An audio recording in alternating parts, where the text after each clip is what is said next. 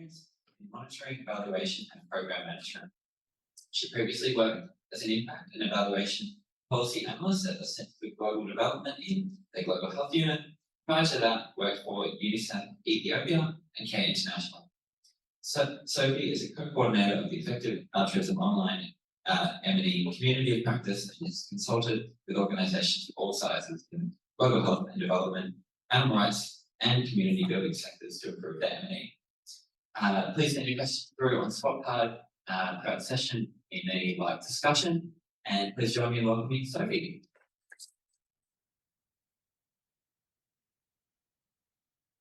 Everyone, it's great to be here today. Before I start my presentation, I'd just like to take a moment to recognise that we're meeting here today on the country of the Wurundjeri Woi-wurrung people. We're lucky enough to benefit from their continuous culture for 60,000 years. So my talk today is on monitoring and evaluation, how to do it practically and purposefully.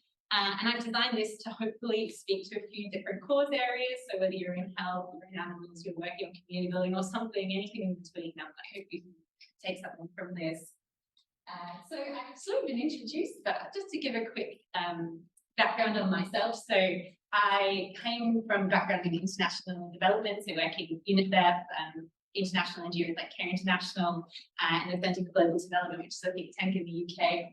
And I have a Master's of Evaluation from the University of Melbourne, where we meet today. And now I'm working freelance as a consultant. I'm working with a variety of organisations to help them develop a theory of change, develop monitoring frameworks, work on evaluations, design surveys, all kinds of things to help them assess their impact and improve what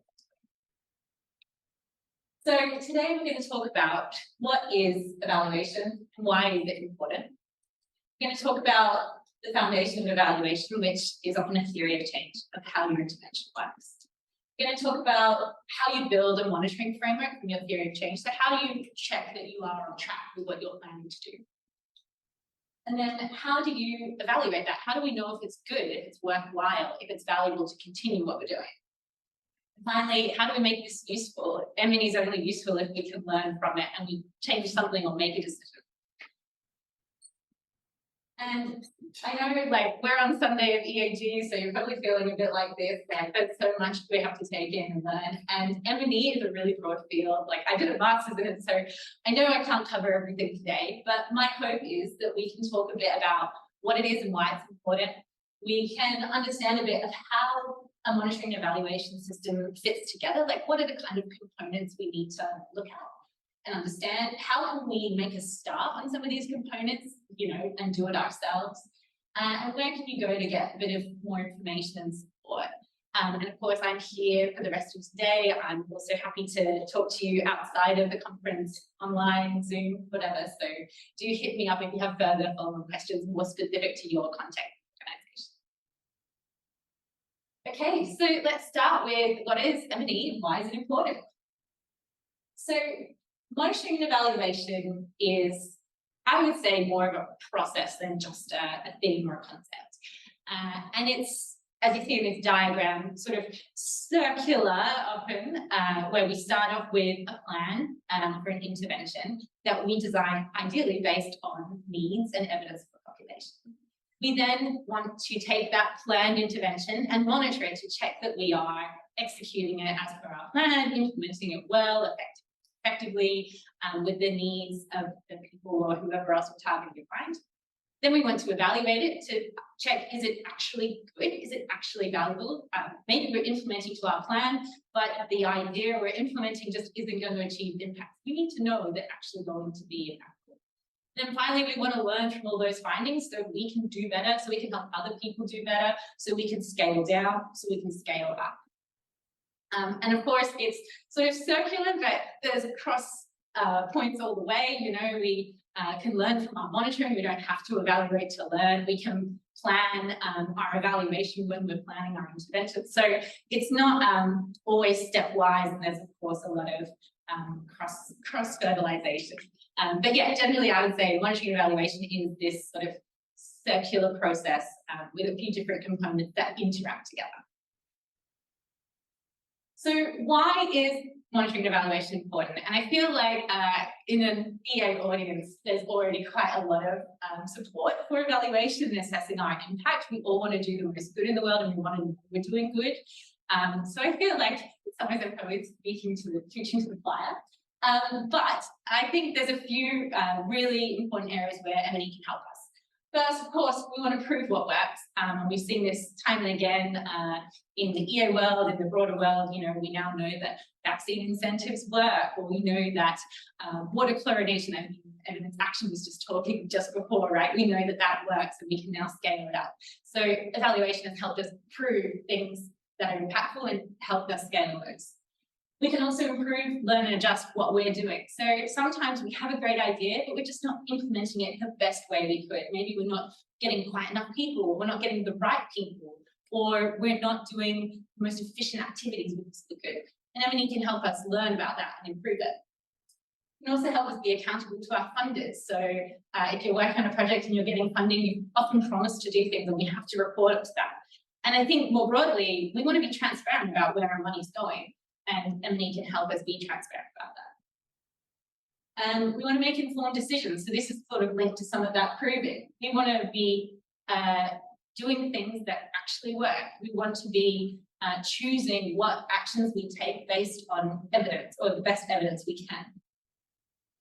We also can identify risks. So a key part of monitoring and evaluation is getting feedback from the people we're working with.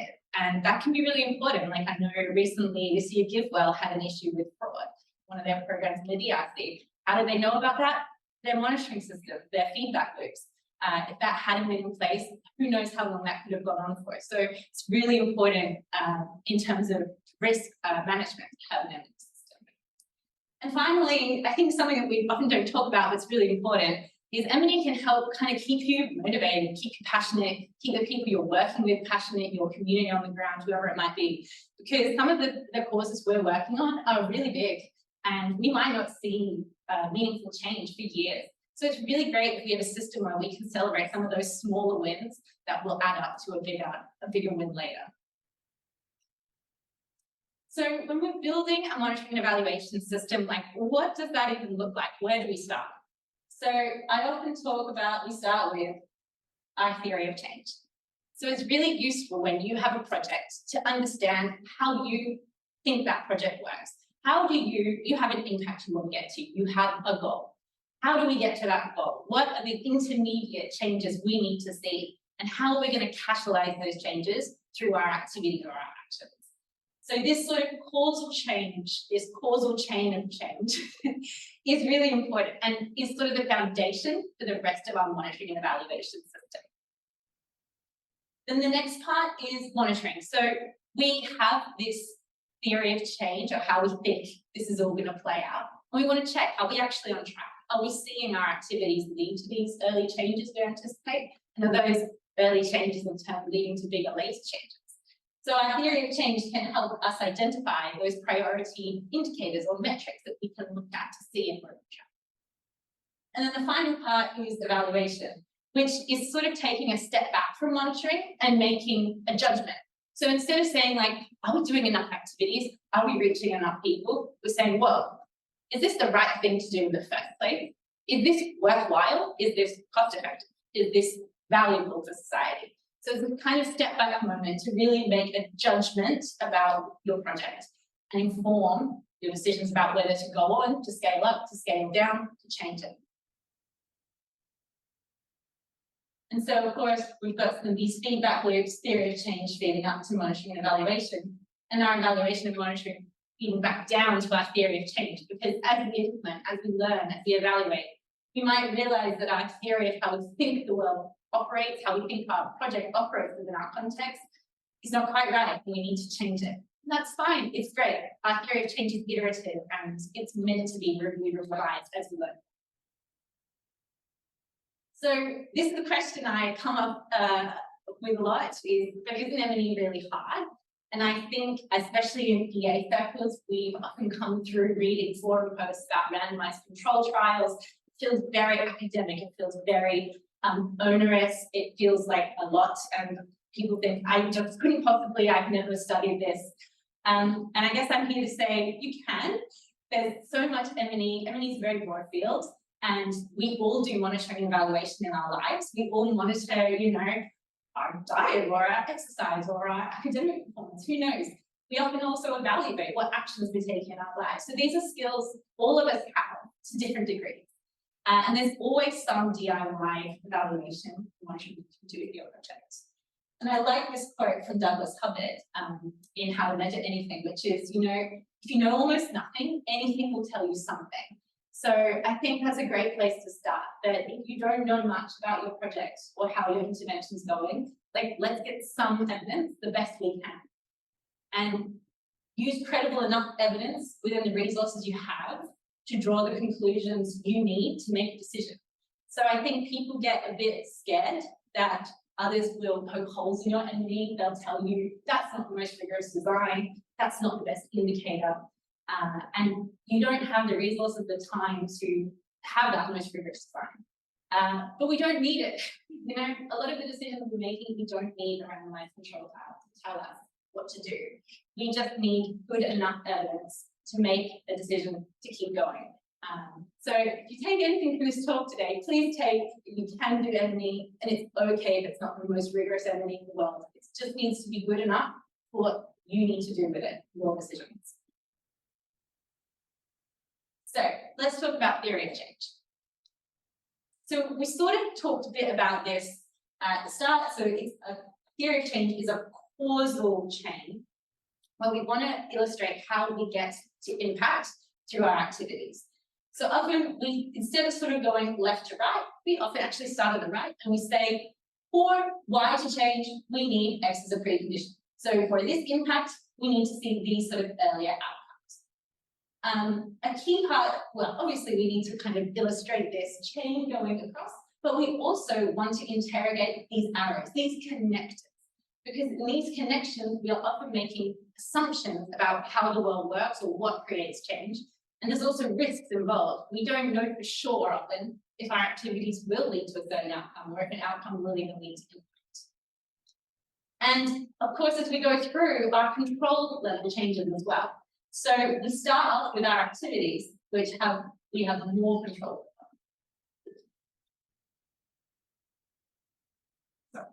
I never get phone calls, so that's like really unusual. So we start off with our activities where we have a lot of control over what we can do.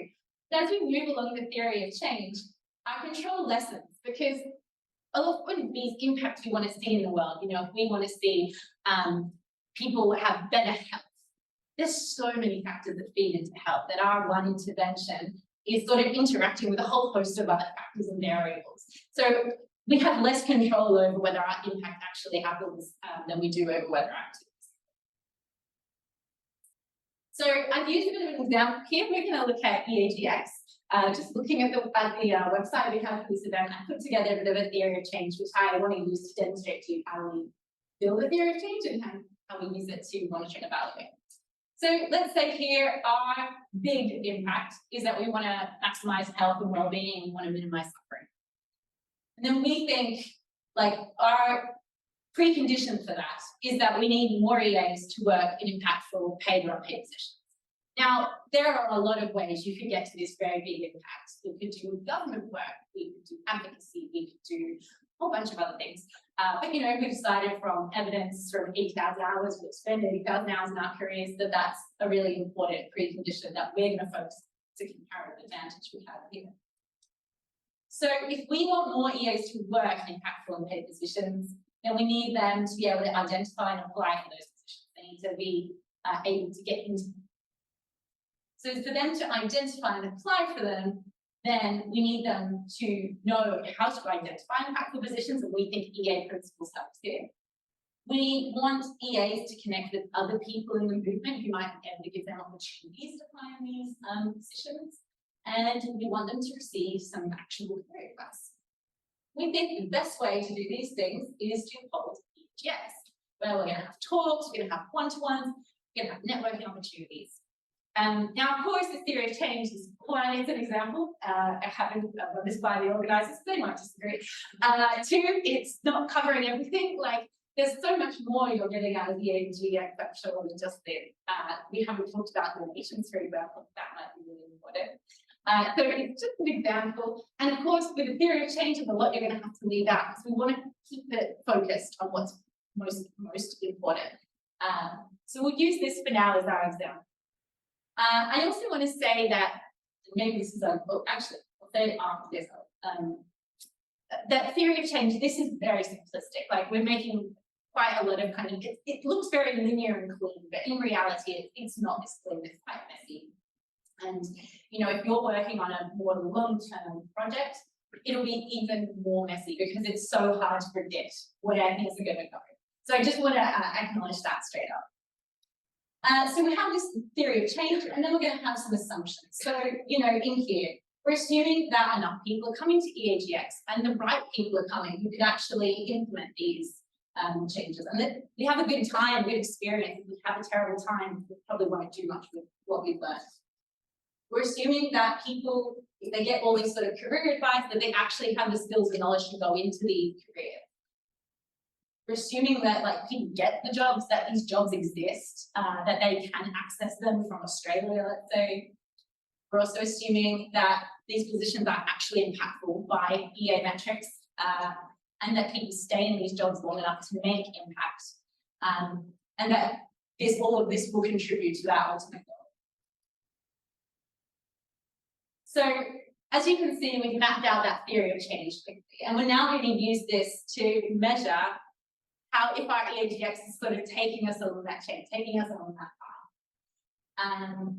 And we want to know, you know, are we reaching that next step? And if not, why are we not reaching it? What assumptions have we made that are wrong? And ideally, we want this theory of change to be based on some evidence, lived or professional experience, or at least some sound reasoning. I mean, I'm sure that there's plenty of literature about the impact of conferences. So ideally, we would have some thoughts about, like, why do we think a conference will lead to these changes? Or why do we think, you know, people, I mean, some are clear, right? Like people apply for jobs and people do it, and then they have hopefully the right skills and they should get the jobs. Like that feels like kind of sound reasoning.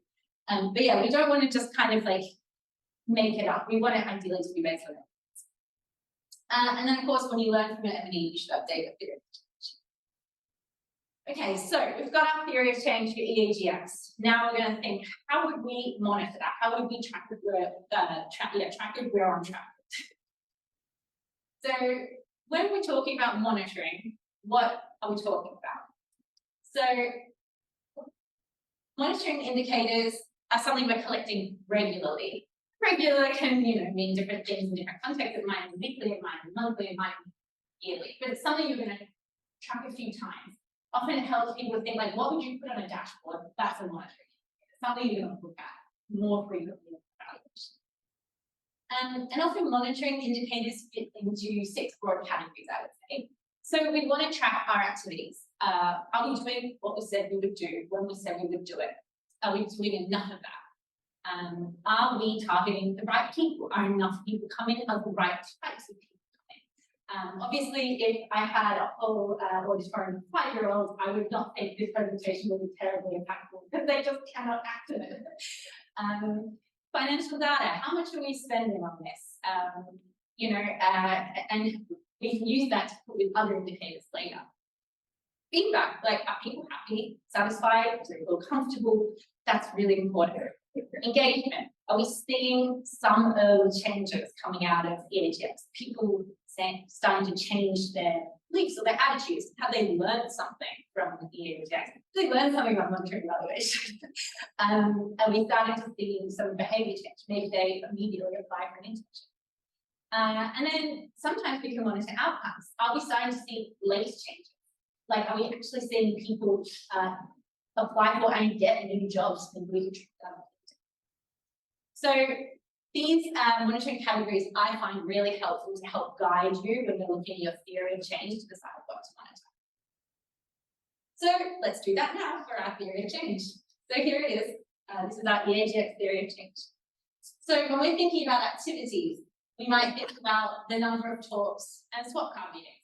So it's very easy, nothing to flash there. When we're thinking about targeting, we might look at, so how many people attended and what percentage of those were women, men, other, maybe we're interested in age, maybe we're interested in where you work. There's a whole bunch of demographic targeting information we could be interested in. But what we're really getting at is, are the right people coming to our conference that can make change? Then for financial, we might want to know the cost per participant. Like, are we efficiently spending our money? How does our EAGX compare with like Poland's EAGX? Maybe that's an unfair comparison, I don't know, but like it could be an interesting data. Levels of positive and negative feedback. So we're going to want to understand, people happy, if they had complaints, what were they? Can we rectify those next time? And then we want to start getting into some of these sort of early and later actions. So how many new connections do people make? We might be able to ask about the quality of those as well. Maybe we want to know the percent of attendees who apply for an impactful position within 1 year of EAGX. That's going to take a bit of follow-up. It's a bit of a longer term monitoring goal, but we might be able to through extra files. So this is sort of illustrating to you how we might go about monitoring. As you can see, these are clustering a little bit towards the left side of our theory of change. And that's because we can't really monitor, maximize health and well-being. It's just not, and often this is the case with impact. It's just too big, we cannot monitor it.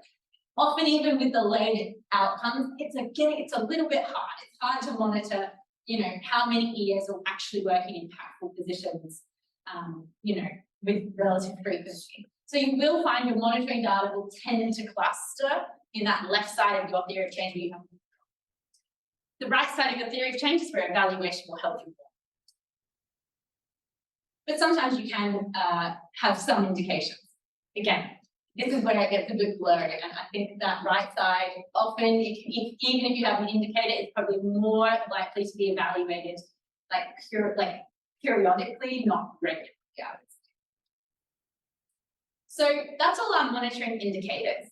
So how do we answer them? We have all these data points we want to collect. And there's sort of 4 main data buckets, I would say, that I'm sure you're all familiar with. So one, of course, survey. We can survey people, we can do pre-post tests, we can get feedback forums, all that kind of stuff. That's very commonly used. Talking to people, that is really important, and I think sometimes undervalued, but it's great to interview people, understand deeply, like, how did they find it? What were their change mechanisms? What really spoke to them? What resonated? What didn't? Why?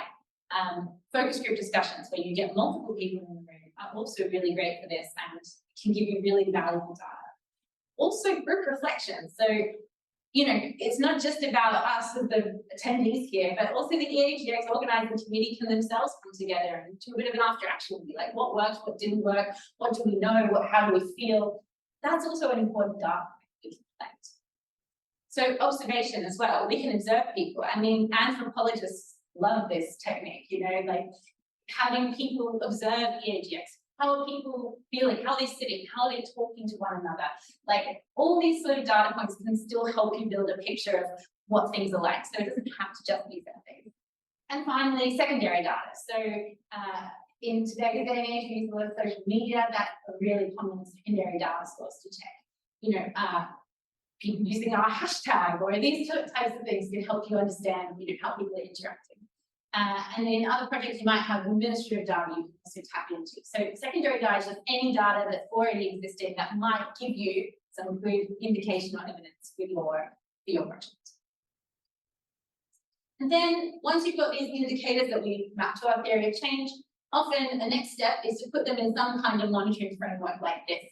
So you have your indicator, you might describe where you're going to get that data from, you're going to put down the method of collecting that data, where it's going to come from, and then when you're going to collect. And ideally, I haven't filled this out, but you would have a target too. Now, a target's important because, well, we can say how many people came to EAGX, and we can say 1,000. Is that good? Like, that's good. And so when you have indicators, and not every indicator can have a target, obviously, if they're qualitative, it's a bit harder. But ideally, we do want to have some kind of idea of what good means. Otherwise, it's a bit hard. Like, we can fill this out, but we won't really know how to interpret it because we don't know whether it's good or bad or okay. So It's great to set targets, and the best way to do that, we're going to talk about it a bit later in the presentation, but you can use benchmarks from other groups, you can use your own historical data, you can just talk to experts or your own staff, your own people, make a guesstimate, as whatever you can do, and you can revise this report if you find your target was way up. It's okay, you can come back to it. So that's sort of how you go about presenting monitoring data and keeping track of it in one place. All right, evaluation. So we've drawn our theory of change. We've put down some indicators, some priority indicators. Ideally, we haven't got too many because we don't have all the resources in the world. We put them in our nice monitoring framework, and we're collecting our data. And it's great, we're getting a good picture, we're making some real-time adjustments off that data. But now we want to ask bigger questions. So we don't just want to know how many people came to EAGX and if that was enough, good or bad, more or less. We want to know, like, is EAGX really worthwhile? The thing we want to be doing, is it cost effective? We want to know these sort of big meaty questions. So evaluation asks those big questions, right?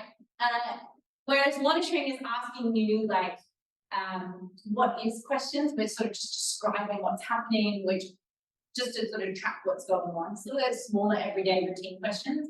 Evaluation is asking you bigger questions. So what? So what of this EAGX? Is it right? Is it good? Is it valuable?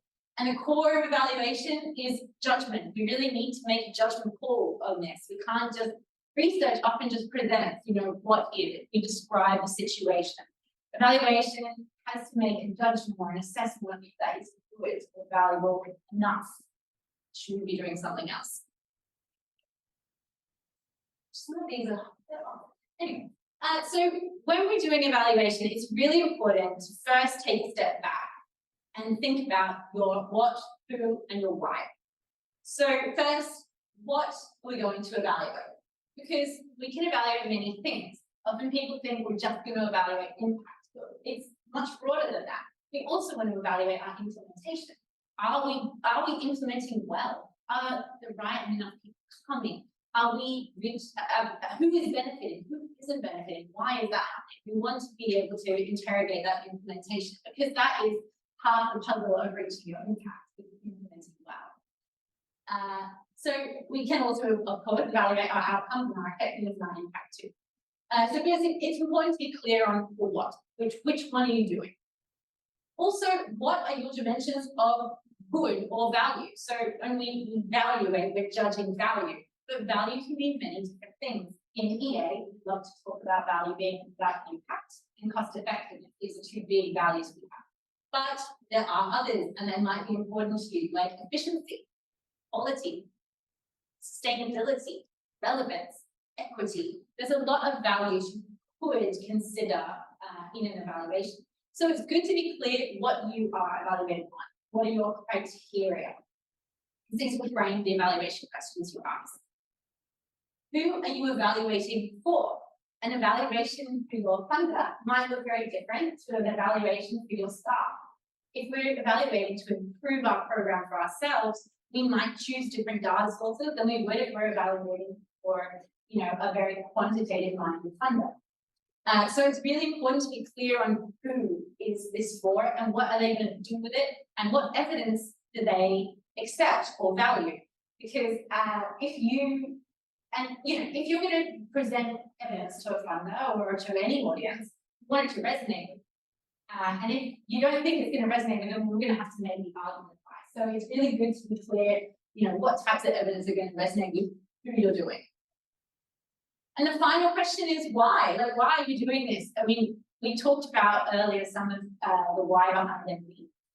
So is this to prove what you're doing, to prove its value? Is it to improve? Is it for accountability? Try to be clear on what you're doing it for, who you're doing it for, what, and what exactly you're evaluating. Because all of this will feed into what decisions you're going to make with that.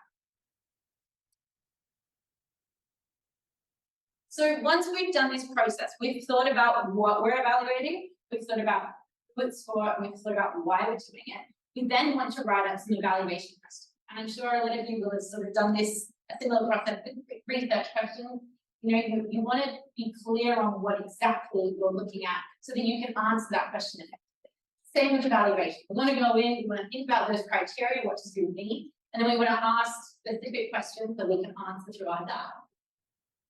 So common questions we have in evaluation for process evaluation would be, how well are we implementing EAGx? How can we improve quality? How efficiently are we using resources? Who is benefiting most and least? How can we improve? These would all be very focused on that implementation side, that more left-hand side of change. And then our outcome or impact evaluation might focus on how impactful was EAGx long-term. Like, do we actually see people move into careers and stay in careers or make impact in those careers? To what extent did EAGx contribute to these changes? Contribution and attribution is quite a complex concept to evaluate, so that's often more an impact evaluation. How cost effective was EAGx? These are sort of classic questions you would ask in an impact evaluation. So when we're looking at our EAGx theory of change, I've gone ahead and mapped these sort of questions onto that theory of change. And as you can see again, on the left-hand side of the theory of change, where we have more control about our activities and the early outcomes, is where we're going to see more of those process evaluation questions about implementation, efficiency, quality, reach, diversity. As we move to the right, we're seeing more questions around outcomes and impact. Who are we benefiting and why? How did this contribute to change? How much of this change was attributable to us? How effective were we at meeting our outcomes? So it's important to think about when you're evaluating that you do have both of these sides of the coin. And they're both important because we can have a really good idea that we implement badly and then it doesn't work. Or we can have the flip side of a not so good idea that we implement amazingly and it still doesn't work. So we want to know, which way was it? Was it our implementation was off or the idea was off?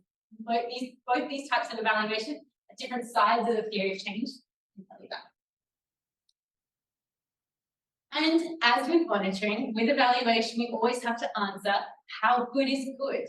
We say we value cost effectiveness. Well, what is our threshold? What is cost effective? What isn't cost effective? Are we comparing this to something? Same with impact. What is impact? What do we count as good impact? What's good effectiveness? What's good efficiency? We need to have some kind of way to judge whether what we do is good.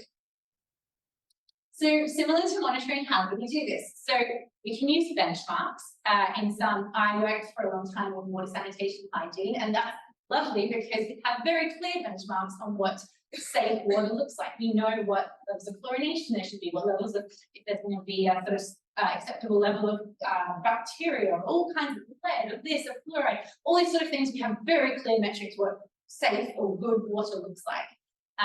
In other areas, it might be very unclear. It might be hard for us to say what good effectiveness looks like for EAGx, like what is a good number of people to go on and get into a more impactful career. That's very hard to judge. So we might not have a benchmark. We might need to ask an expert. Maybe we ask other organisers of EAGx's what they think. Maybe they have historical data they can share with us. Maybe other groups can share some data with us to help us think about that benchmark. Or we might just discuss between ourselves and create some kind of grading framework. So rubrics are very common in evaluation. You'll probably remember this from when you were at school and you'd submit an essay and your teacher would have like a framework to say whether your essay was excellent or good or sort of average or needs improvement. We do the same in evaluation projects. We write out what a really good project would look like, and it can have multiple different types of good. And then we can define what a sort of average project would look like and needs improvement. So that's another way to define how good is good. And I think it's really important to do this, all of this, before you start your data collection and analysis, because often our instinct is to look at the data we have and then say, oh, that was good. Actually, 1,000 people coming was amazing. Whereas if we thought about it before we go in, we might have said 1,500 and suddenly we moved up. And I know that this has happened in programs previously, so I think it was Evidence Action actually did an evaluation of it's called No Sugar, and it's about sugar daddies in Kenya and trying to encourage girls not to have relationships with older men to avoid pregnancy and STIs and HIV. And worked great in Kenya. They wanted to move it to Botswana. And so they were going to evaluate how it worked in Botswana. Before they did the evaluation, they set out what a good sugar daddy program would look like, what a good number of girls to be dissuaded from this would look like. And they found it didn't meet their threshold. But because they set it up early, it was really clear to them what they should do. It was easier for them to say, no, it doesn't meet our threshold. We should step back. We should rethink this. If you don't do it beforehand, the temptation is to say, no, it's good. That's good enough. So I would encourage you to try and think about what good means before you evaluate. Keeping in mind that it's hard sometimes when we don't know exactly what our project's going to do, when we're working in a very uncertain context, it can be difficult. But it's good to try and have some idea to start. So we don't have time today to talk a lot about evaluation designs. That's a bit of a rabbit hole. As you can see, there's a lot of them. I think I really just want to emphasize the point here, though, that it's a very broad field. There's a lot you can do in evaluation. I think a lot of us will be familiar with sort of experimental designs like RCTs, maybe the quasi-experimental designs. Maybe some of us have heard of difference in difference analysis, kind of quantitative experimental ways of working. Then there's sort of more of the quantitative side where you don't have randomization. It's not an experiment. Pre-post testing, trace studies, longitudinal studies, our cost effectiveness analysis, our cost benefit analysis. But we've also got lots of mixed methods, qualitative methods like case studies, participatory evaluation, where we have those reflective discussions. We've got process tracing, outcome harvesting, contribution analysis. It's a very broad field. So there's lots of options open to you when you're thinking about evaluation. Some are harder than others, but most of us, I would say, do some kind of case study approach where we interview people and we build an evidence story. A lot of us could do a pre-post test design. We could do a quick survey before EAGx and after, and we can compare responses. So there's designs open to you that are quite accessible. And there are some where you would probably want an expert. RCTs are a good example. But just to say that it's a broad world, there's lots you can do, and don't just always gravitate towards the method you've heard most about, because there's a lot we can do to help you think about causality, to help you think about a reasoned evidence case. All of these you can find more. I put links at the end of the presentation to some great places you can find a lot more information on all of these. I'm also happy to talk more about any of these, but unfortunately we don't have time today to go into all the different possible evaluations. So the final part of this is how do we make this all useful? So we've written our theory of change. We've mapped against that theory of change our monitoring indicators that we think are our priority to track whether we are progressing as we planned. We've come up with some evaluation questions. We've thought about what a good project would look like and how we're going to measure that. We've picked an evaluation design, we've done our evaluation, and we've made a judgment about whether our project is good, valuable, worth continuing. And now what do we do with all that information? Well, we want to use it. We want it to inform our decisions. So we want to make sure we're disseminating it to the right people. We want to make sure that there are channels to get that information out to our staff or to our participants or to our funder, whether that's an evaluation report, whether that's a presentation, whether that's a sense-making workshop with your own staff and your, whoever you're working with, that can all work. And I also want to say that useful M&E has to be proportional M&E. So we've talked about a lot of things here, and it's very easy for M&E to snowball and to become like very large and a bit cumbersome and hard to implement. So at this point in the presentation, I also want to bring it back and say, good M&E is M&E that is just right for you. So too much M&E and we waste our resources finding answers to questions that are just not important. Too little M&E and we don't have data to make informed decisions. So for EAGx, maybe we could ask all kinds of questions about all different attitudes that might have changed in your involvement here. We could ask about all different types of demographics that are coming. But how much of that can we actually change? Like if I were to ask, I don't know, like how many people, what percentage of people attend EAGx and are interested in Pokemon? Like, maybe that's interesting, but what are we going to do with it? Like, we're going to change our targeting strategy? Like, we're not. So there's like interesting questions that are just not useful. And it's really good to be clear about that and put them in buckets. And just because you don't ask it now doesn't mean you can't ask it later. You can keep it in the back of your mind. And just because you do one strategy one year doesn't mean you can't change it for another. But it's really good to try and be as targeted as you possibly can with your M&E so you get the most responses. Also focus on how much certainty you need. We talked about it at the start, but I want to bring it back again, that you don't need to be, you never will be 100% certain. You can't be in this world.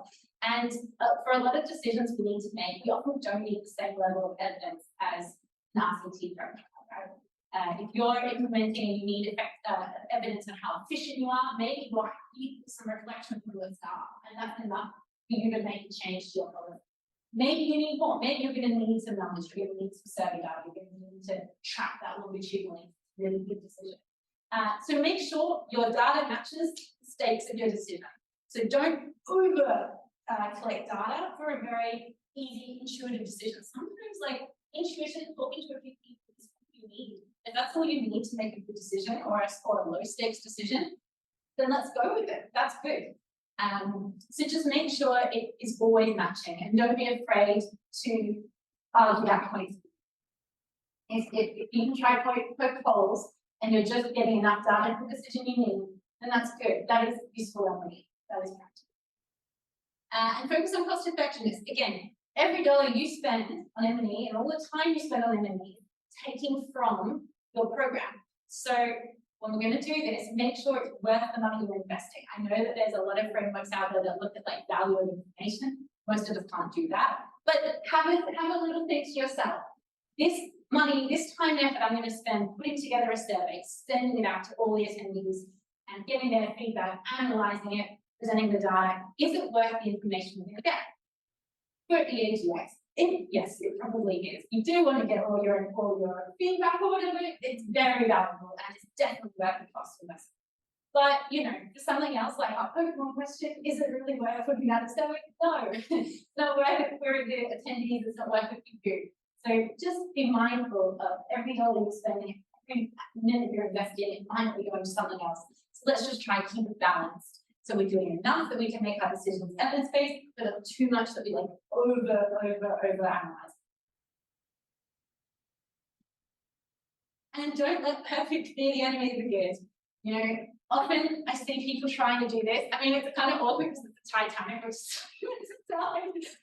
because I'm very good enemy kind of thing, which doesn't always happen, but often I think people wanting to do this, build the Titanic or the ship of M&E, when actually all they need is the dinghy to get across the river. So again, build the M&E that's useful for you. Don't feel like, especially when you're small, you're upstart, you're scrappy, often the dinghy, the wooden boat across the river is what you need. When you get bigger, when you have bigger stakes decisions, then you start building the Titanic. We can use a bit of this to get there. So here's some useful resources. I think this presentation shared, you can have a look at those. Also happy to direct you to places. If you want, you can join our EA M&E community of practice. It's just a gathering point for a lot of us who work on M&E or are interested in it to trade resources, to have conversations. It's yeah, very, very welcoming, very casual space. Thank you. Do come with me for questions, happy to answer, and it's been a pleasure to talk to you about it.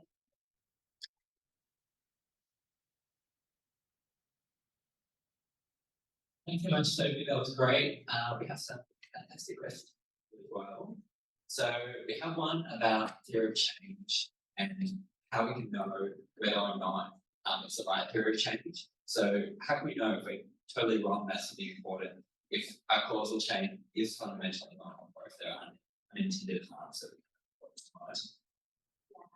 I think on that, I mean, firstly, it's great if you're working in an area that has literature or has things written about it, often you can use that to inform your theory of change. So I don't know, if we were to write something crazy like illness is due to miasma, we would very quickly go to the literature and realize that that is a very outdated concept that is absolutely not true. And that would help us shift. So the literature, things written by other people help you make decisions. If it's an area where we don't have that, and there's plenty of areas where there often isn't a study that can tell you if that link is certain, then I think we fall back on experts. So it's great if you can interview people who know a lot about the area and can make that expert judgment about whether that's a sound assumption you're making. Or we have to rely on our own sound reasoning and the wisdom of our crowd, our project, our staff team, and just try and interrogate ourselves. Is this a realistic assumption? What are we basing it on? Is it based on any other reasonable logic we can draw, or anything else in a similar domain? And then we need to test it. So if we're really not sure and we've made a reasoned logical argument, then that's a clear thing we want to test in our monitoring and evaluation. We want to sort of signal that to ourselves as a big area for more information to be up. We also have a bit of a humorous one. Have you been spying on the EAGx evaluation quickly? No, I just use the EAGx as a nice example because I feel like we're all here and it's easy to understand, not to get too in the weeds about it. Yeah, no, maybe I'm sort of like a mystery shopper observing. Who knows? I'm curious about your time in global health and development space. Are there any examples that come to mind of sort of times where you've identified a risk by doing monitoring evaluation that's really changed the course of the project? Yeah, absolutely. One that comes to mind is I was working on a project in New Guinea, and it was a project designed to help couples have more respectful relationships and reduce intimate partner violence. And we had built up this whole model of respect, and it was a couples workshop that people went to a few different times. The whole idea was like, we should respect one another. It takes 2 wings for the bird to fly. It was all very nice. We did an evaluation of that though, and we got lots of positive feedback. We heard lots of nice stories, but we had a couple of stories where women said things like, now that I learned to respect my husband, I just have sex when he tells me to. And we thought, God, that is not what we meant by respect. And it was really worrying because it meant that like most people were taking what we anticipated from the program, but at least a couple of people were taking the absolute opposite meaning of what we had meant. And that's a real risk because that kind of behavior was actually really disempowering to these women who were taking this as like, you should just say yes to your husband no matter what to have a respectful relationship. And so that really caused us to go back to the drawing board and think about how we were going to design that program to make sure that we didn't have that unintended consequence of some people walking away with the absolutely wrong message. That's powerful value of engineers there. Yeah. So we've got one, sometimes for better or worse, evaluations only get thought of and carried out after the fact. Is there any way that we can still, what can we still salvage from this monitoring? Yeah, no, that's a really good point. And like, obviously, we can't always manufacture the best system, and I've been in situations too with projects where we've done an evaluation without all the data we would absolutely love. We don't have a baseline, we don't know what it looked like before we started. And so there are things you can do. If it's an evaluation, there are different types of evaluation that are maybe giving. Sometimes we construct a retrospective baseline through interviewing or through like asking people what were things like before, but then we reconstruct what that had been like. But there is clearly risk with some bias in all of that, of course. With monitoring though, I mean, ideally, if you're collecting really good monitoring data, that's a really strong foundation. And sometimes that can help you make up for some of the deficiencies if you're doing an evaluation. You can pull on your monitoring data, you can triangulate that with these interviews or focus group discussions you're doing, and kind of cobble together a good enough story for people to have some make those decisions. But yeah, I think it's great if you could try and think about evaluation before you get to that point, because then you do have the time to put in place some of these systems to take some data readings before you start implementing, which is really helpful when you come to evaluate. Great. What are the key things to think about when estimating counterfactual impact? Maybe when we don't have those randomized controlled trials or class experiments. Yeah. Great question. I think in counterfactual impact, we often do focus on the experimental and quasi-experiment, which is a great way to get that information, but it doesn't always work in practice. So in the qualitative world, we do have some other ways we can do this. I think a great example is like, think of any court case. Like, we can't counterfactually prove that you murdered someone. So how do we prove it? I mean, we build a reasoned evidence. We identify the alibi, the other side of the story. We have a whole defense process where they argue the other side. We do a similar thing in evaluation. So we can't create a counterfactual situation where we can kind of test it. We need to instead build that reasoned argument. Like, why do we think this caused this thing to happen? What evidence do we have to support that? What's the other side of that story? What could the defense say to get them off the hook? Maybe they'd say, sure, you ran this project in PNG as a woman having respectful relationships, but actually their church pastor was also talking about this a lot. And so maybe that was more convincing. Okay, so what evidence would help us figure that out? Maybe let's go talk to the women and ask them. Maybe we talk to the church pastor. Maybe some women went to church more than others, and we can try to see if differences start emerging from that. So I think that's one way to do it, is to try and build a reasoned evidence case for why your project, your intervention contributed to something, and by how much. You can estimate that with percentages, or you can estimate qualitatively, like little, a lot, mostly, whatever. And then you have to think about the other side. If you are arguing the defensive, what would you say, and what evidence would you look for? You look for that evidence, and then you try to show that your case is stronger. That's the best way to do it. You can't get them. Yeah. So a question about sort of the detail of the theory of change. So the detail necessary to plan an effective theory of change can vary both in the number of steps of training impact and the number of individual points. How can we better decide on the detail of the theory of change needs for it to be effective? E.g., 80% chance of saving at least 1,000 lives. Yeah, I think this is a great question, something we weren't able to get into in the presentation with time constraints. And I think, firstly, theories of change can be for different audiences. So the one I showed you is probably more designed for like a funder or a lay audience. You want to understand your intervention quickly, your own staff or your people working with you. You want to just understand what's our broad idea. And then you might have in the background your much more complicated, messy one. You probably noticed, I missed quite a lot of steps. We could have made that really big with like arrows going everywhere. We could have plotted other things. We could have plotted donations. We could have plotted all these other kind of arrows going off, other ways things work, to have a more complete understanding of the systems work. And sometimes if you're implementing that, it's really helpful to have that messy diagram that shows everything, and to have those percentages around like how certain you are in different arrows is really useful. You would just talk about, you have to interrogate the assumptions that come with those arrows.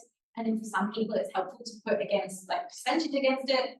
I personally find it useful to kind of have like a spreadsheet where I have the connections and I write down like what evidence I have to support that. Sometimes I'm like, this from the literature, this. Sometimes it's, well, we did this in another project that I've worked and we have some experiential data on that. Sometimes it's, we actually go know it and we're going to test it. And I find that's really helpful if you want to put a percentage too. But yeah, I think that the overarching one is your theory. You might have multiple theories of change, one and different audiences. And actually, a lot of the value from theory of change is not in the diagram, although that is helpful. It's actually in the process of talking about it. Like a lot of these really complex diagrams you see, the value came from the conversations they had, and there's more behind it, not necessarily that next diagram that comes out. Fascinating. Well, we might wrap it up then. Thank you so much, Sophie. That was fantastic. Is there somewhere people can reach you? Yeah, I'm on Scott card. Find me on LinkedIn. Please add me on the Slack group. You can find me there. Please drop me an email. Brilliant. Thanks very much.